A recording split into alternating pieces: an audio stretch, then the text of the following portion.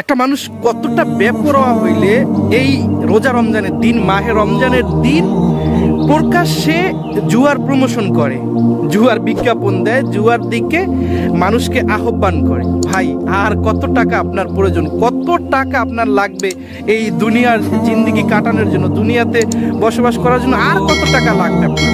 মানে টাকা পয়সা আল্লাহ আপনাকে কম দিয়েছে বলেন, কত টাকার মালিক হয়তো আপনি নিজেও জানেন না।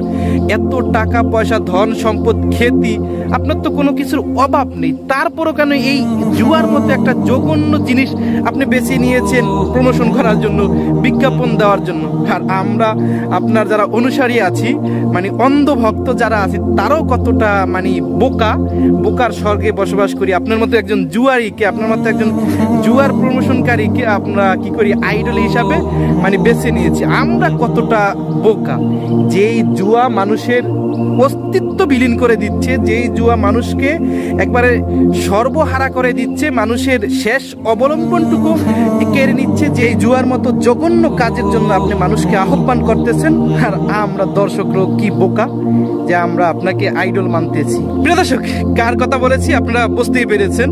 আমাদের বাংলাদেশের পোস্টার বয়, গোটা বিশ্বের অলরাউন্ডার, সেই কুখ্যাত সাকিব আল হাসান। কুখ্যাত বলছি কেন, দেখেন এই সাকিব আল হাসানের টাকার প্রতি লিপ্সা আগে থেকেই ছিল।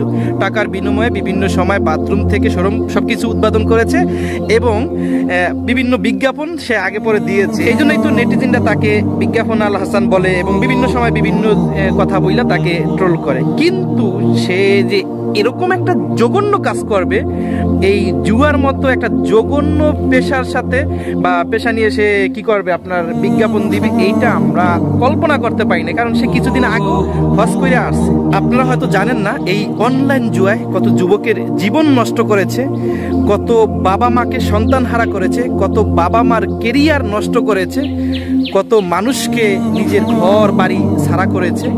এই অনলাইন জুয়ায় যারা আসক্ত হয়েছে, অনলাইন জুয়ার নেশা যাদেরকে ধরেছে, তাদের লাইফ বরবাদ করে দিয়েছে। আর অনলাইন জুয়া এটি এমন একটা জুয়া, আপনারা হয়তো দেখেছেন যে এই জুয়ার বিজ্ঞাপনটা সাকিব আল হাসান দিয়েছে, 1xBet, ঠিক আছে। এই জুয়া এমন একটা জুয়া, আগেরকার যুগেও জুয়া চলতো। সেই জুয়া খেলার জন্য একাধিক লোক একসাথে বৈশা জুয়া খেলার দরকার ছিল, বা সেখানে অনেক ভয়ভীতি কাজ করত, পুলিশ প্রশাসন বা নেতাদের ভয় কাজ করত যে কেউ আসলে সমস্যা হবে। কিন্তু এখন এই অনলাইন যেই জুয়াটার বিজ্ঞাপন দিয়েছে, এই জুয়াটা এমন একটা জুয়া, হাতের মুঠায় ফোন থাকে, পুলিশের সামনে বসেও যদি এই জুয়া খেলে কেউ টের পায় না, এরকম একটা জুয়া, ঠিক আছে। আপনার কম্বলের নিচে শুয়েও এই জুয়াটা খেলা যায়। তো এই জুয়ায় মানুষকে এমনভাবে ফুতুইরা করে যা আগের জুয়ায় সম্ভব ছিল না। তো এরকম একটা জঘন্য কাজের প্রমোশন করতেছে, এরকম একটা জঘন্য কাজের দিকে মানুষকে ডাকতেছে আপনার আমার সকলের আইডল, বাংলাদেশের পোস্টার বয়, বাংলাদেশের অলরাউন্ডার সাকিব আল হাসান, যেটা দেখে বা যেটার জন্য আমরা মোটেও প্রস্তুত ছিলাম না। যাই হোক দর্শক, এই লোকটাকে বলার মতো কোনো ভাষা আমি খুঁজে পাচ্ছি না, একে আর কি বলবো। দোয়া করি এর জন্য যে আল্লাহ যেন এখনো তাকে হেদায়েত দান করে।